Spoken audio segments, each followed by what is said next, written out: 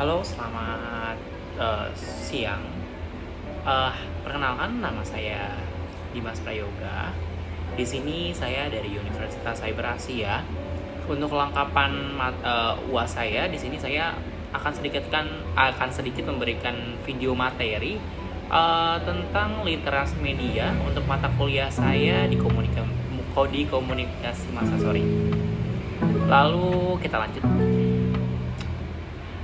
Di sini apa sih literasi media? Pasti sudah banyak yang tahu, bahkan sudah banyak yang memakai literasi media di kehidupan sehari-hari.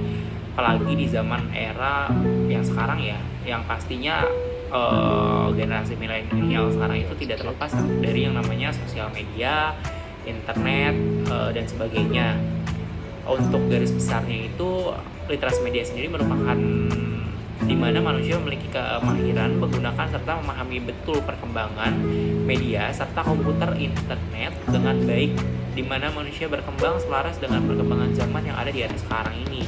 Seperti itu. Jadi kita berkembang di mana teknologi juga berkembang dan memahami dari perkembangan teknologi tersebut.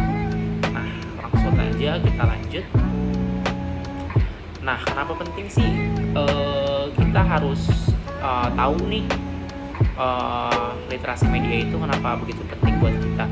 Kalau literasi media itu di sini karena dengan mempelajari literasi media di sini menjadikan banyak orang melek media gitu, dimana menjadikan pribadi yang paham, berpengetahuan luas, mampu menganalisa dan berpendapat secara kritis atas informasi yang kita sudah dapat, seperti itu. Jadi untuk kemahiran literasi media tersebut atau melek media yang biasanya kita sebut seperti itu, kebanyakan baiknya tuh seperti kita tuh sudah tahu apa dan paham akan dampak-dampak dari literasi media tersebut. Jadinya nggak semuanya apa yang ada di internet, apa yang ada di media kita udah telan bulat-bulat seperti itu. Jadi untuk kita semua yang sudah memahami ini ya dan sudah mengetahui akan dampaknya, jangan sampai kita menyalahgunakan media literasi yang sudah ada di perkembangan zaman saat ini, karena sudah banyak sekali yang namanya kejahatan yang terjadi di media seperti itu. Dan yang pastinya literasi media ini punya dua sisi ya, yang pastinya seperti sisi positif dan juga negatif gitu. Kita lanjut. Nah, di sini tuh dampak literasi media kan ada positif dan negatifnya, apa aja sih yang kita bisa jelaskan.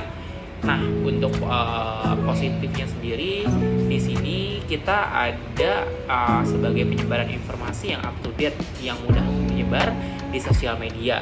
Maksudnya seperti apa?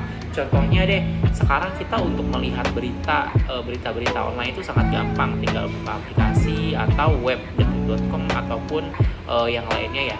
Di situ kita bisa lihat untuk informasi ter-up to date yang terkini gitu pada hari ini, seperti itu. Itu dampak positifnya. Lalu yang kedua di sini ada sebagai pengembangan keterampilan dan sosial. Nah, di sini dimana sekarang sosial media, lalu internet dan teknologi sekarang tuh bisa dipergunakan juga nih. Contohnya ya, sekarang di internet juga kita sudah bisa belajar. Contohnya ada website untuk belajar seperti ada Ruang Guru, terus banyak lagi deh pokoknya selain itu ya. Jadinya untuk internet sendiri kita bisa gunakan ke hal-hal yang lebih positif lagi. Lalu ada juga sebagai media promosi dalam bisnis. Ini yang paling sering terjadi ya, dimana internet dan teknologi ini semakin berkembang dan digunakan oleh manusia dengan baik sebagai ajang promosi, seperti misalkan banyak sekarang yang orang jualan di Shopee, di merchant lainnya, di Tokped gitu kan. Lalu atau bisa juga di sosial media seperti mengupload jasa ataupun barang-barang yang mereka jual di Instagram ataupun di Facebook, seperti itu. Jadi jangkauan pasar mereka semakin luas. Untuk dampak dari negatifnya juga ya banyak juga sih sebenarnya. Ini saya sebutin 3 aja, berkurangnya privasi pribadi. Nah, ini juga terjadi begitu juga di lingkungan saya gitu, termasuk sama saya mungkin ya.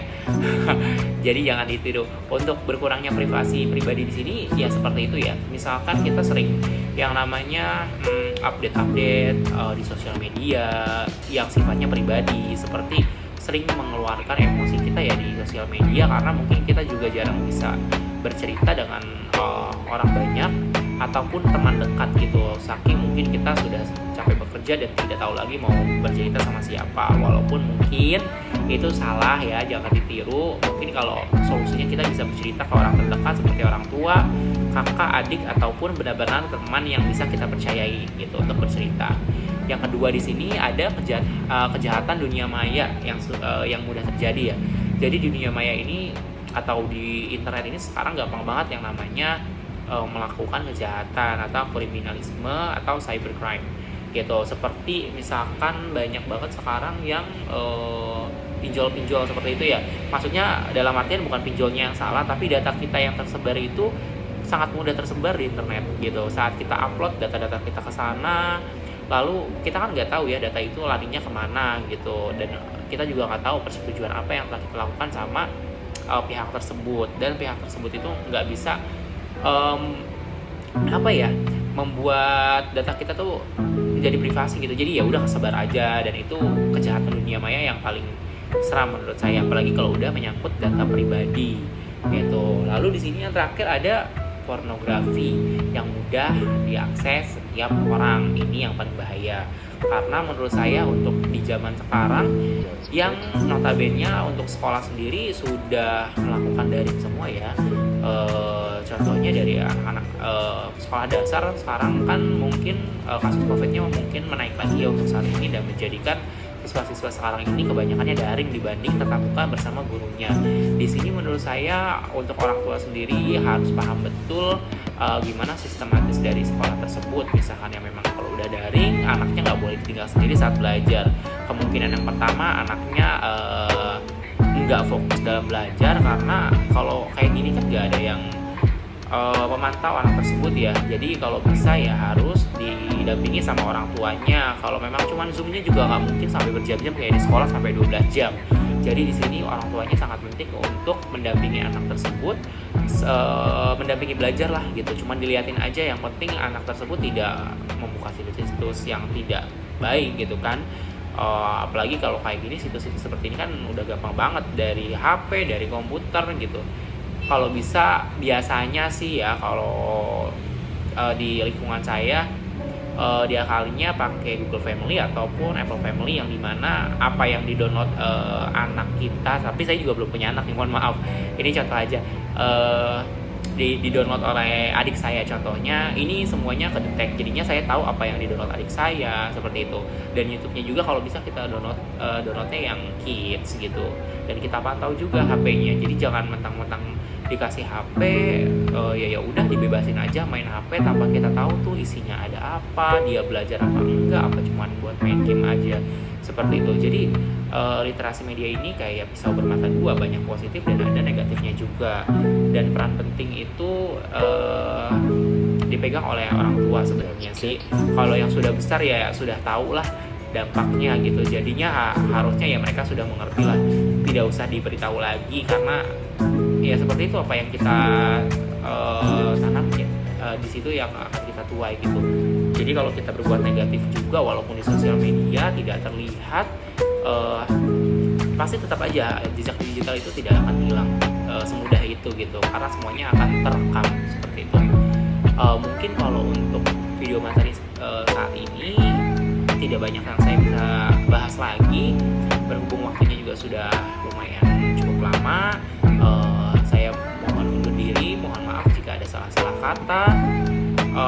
Terima kasih juga, dan jangan lupa memakai teknologi dan memanfaatkannya dengan baik dan benar, serta cukup, tidak berlebihan. Berkembang itu boleh, tapi kita juga harus tahu apa yang boleh dan tidak untuk dilakukan, seperti itu. Mungkin cukup ya dari saya. Terima kasih atas perhatiannya. Salam sehat.